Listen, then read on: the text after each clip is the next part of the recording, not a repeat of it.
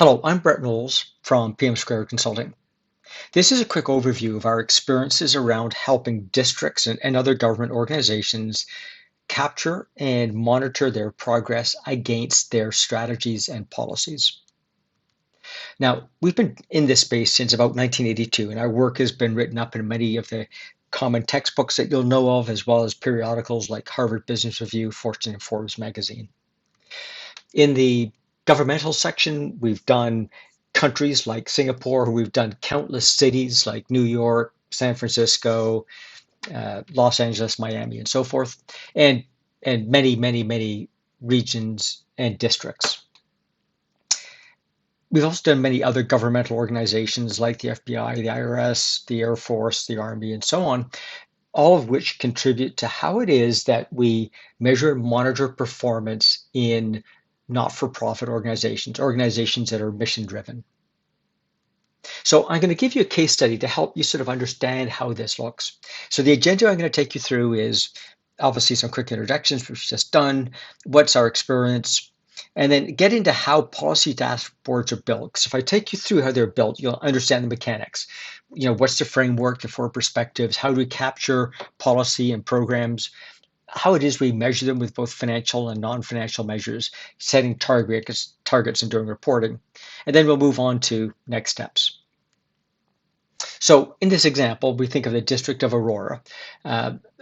When we describe a strategy against those policies, we've put them into sort of four perspectives.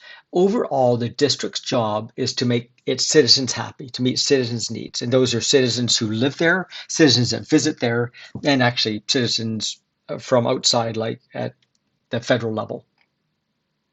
To do that, they need the right internal processes. We need to have the right processes in place so that people can be successful at their jobs in order to meet what the citizens want. In order to do that, we need the right enablers. Inside the district, we need the right competencies, culture, and strategic assets. And then underpinning that, of course, is the budgets, the financial structures that they work within. So in this example, they had three objectives to meet their citizens' needs. In other words, if they interviewed a citizen, the citizen wanted to say, we want you to be accountable for the governance that you put in place. We need you to maintain law and order and safety. And then finally, we want you to protect the environment. So those are the citizen-facing objectives. To do that, the internal processes they need are building that safe and healthy community. And to do that, there's two things they need to do. One is strengthen the coordination between levels of government, and two, drive local development. And if they do those two things, it's going to help build that safe and healthy community. And those things in total underpin achieving all three of those citizen-facing objectives. Now, underpinning that are the enablers. And the enablers in this case are what they're doing to develop the infrastructure of the district. Secondly, how they're promoting social cohesion. And then finally, improving public services. And then underpinning that, the financials fit two broad categories: lead district planning and build administration capacity. Now, these aren't your objectives, these are their objectives, but you can see what we're doing is taking policy areas and forming them into this one-page summary of how the district is operating, and honoring people by showing the cause and effect relationship. In other words, I'm developing infrastructure so that we can strengthen coordination, drive local development, and build safe and healthy communities. So that's a strategy map, and it's a pretty straightforward deal. I think for you, it might take a day. The next thing is adding in metrics against these things so we can monitor how well we're doing. And these are metrics which exist already. They're both leading and lagging. They're both financial and non-financial. So this first one, for example, is about community involvement. We want 100% community involvement.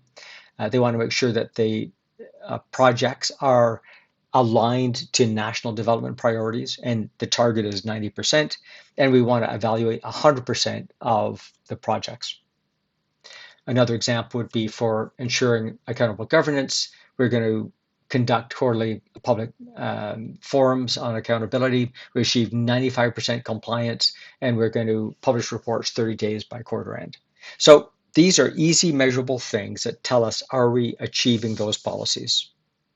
And obviously, once we do that, we can compare it to our targets and color these things red, yellow, and green. Green means yes, I'm going to hit my target. Yellow means I'm off target, but I can achieve it with the resources I've been given. And red means I'm behind target and I need some help. In this case, you can see that we're having problems developing local development. It's red, and that's contributing to the health and safety objective turning yellow. So I can take a look at any one district. Obviously, what that means is if I'm looking at your world, we can take a look at all the other districts and we can see how each district is doing in executing policy. So if I was to meet with any district, I would have a clear agenda of what to talk about. We can also begin looking for systemic issues. So for example, we might see that all the districts are doing well at the objective C2, maintain law, order, and safety. They're all green. And we can also see in this example, which is of course fictitious, we can see that all the districts are having problems with F2, building administration capacity, because they're either yellow or red. What does that mean? It means either the targets are too high, we're not giving them the right resources to get it done, they need some training, whatever it might be, it allows us to begin managing that issue. So it allows us to begin monitoring the districts directly, but it also means we can begin to do other reporting. So for example, what's often called citizen reporting, where we can take a look at this information and make it available to citizens so that they can see how government is doing as well and understand that they're getting a reward for their tax dollars. And this comes in the form of probably websites where we can highlight specific issues of concerns. So in Atlanta, they're concerned about whether we're actually dealing with the different allegations that were made. They're also concerned about service requests and how quickly they were closed. Uh, the Another organization was concerned about their delivery inside the city structure. So these are all citizens dashboards which allow us to report out to different stakeholders. Now, in terms of other stakeholders, there's also regulators. So maybe you're going to use United Nations SDGs to see about your environmental and social consciousness. We can report back in that context using the same data. Or maybe we got specific regulators about food and drugs, that kind of thing, or even health and safety. So whether it's issue specific, region specific, or facing citizens, we have the ability to bring out those reports. So this isn't complicated. If we take a look at the mechanically next steps, right, we've got to first off figure out where Botswana is as a starting point. And the question is, do you have policies? Well, yes, you do. You do have those policies in place already. They're constantly changing, but you've got them. Do you have data? Yes, you have more than enough data to be able to begin monitoring this. There's always a need to get more data and better data, but you're well past minimal viable product. And do you have the resources to report and monitor this? In other words, it's going to take some time for people to actually put the numbers in, but more importantly, on how to monitor this and manage against that data. So once we understand the starting point, then building is pretty straightforward, right? We have to decide what policies are going to be included. That's maybe a day's work from one of your working teams to figure out what's in and what's out. Secondly, we got to figure out what are the measures we're going to use. Again, probably a day's work because we've got existing data. We just have to decide what to use.